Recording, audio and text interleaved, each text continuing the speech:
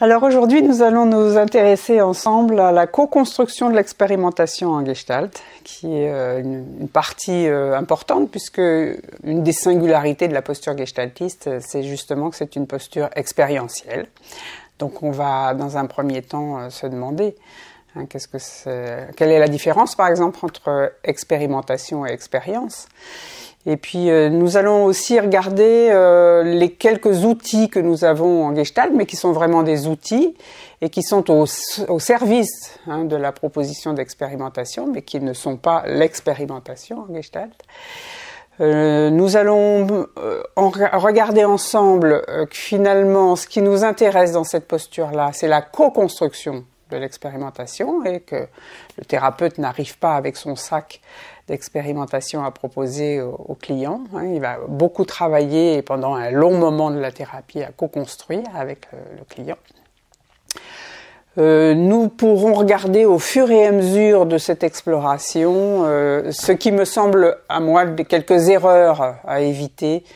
et qui sont assez courantes dans la proposition d'expérimentation dans les séances de Gestalt, donc quelques erreurs à éviter. Et puis nous essaierons peut-être aussi de relier ça avec les deux thèmes des précédentes vidéos, c'est-à-dire à la fois les Gestalt inachevés et à la fois peut-être l'image de soi, de regarder que le travail sur le miroir que nous avons étudié dans la vidéo sur l'image de soi, l'image mentale de soi, eh bien, est une proposition d'expérimentation et à quel point là aussi nous avons besoin vraiment de travailler la co-création avec le client. Pendant toute cette vidéo, la spécificité que je peux apporter, c'est mon intérêt particulier pour la dimension corporelle de l'être au monde. Donc à chaque fois, j'essaierai de mettre un petit peu l'éclairage sur comment cette co-construction de l'expérimentation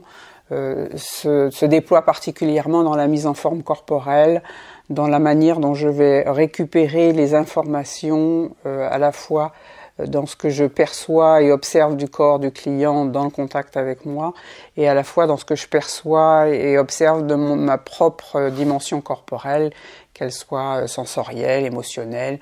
ou qu'elle soit dans la gestuelle, le mouvement, et que tout ça va me servir de base de travail pour m'inclure et co-construire.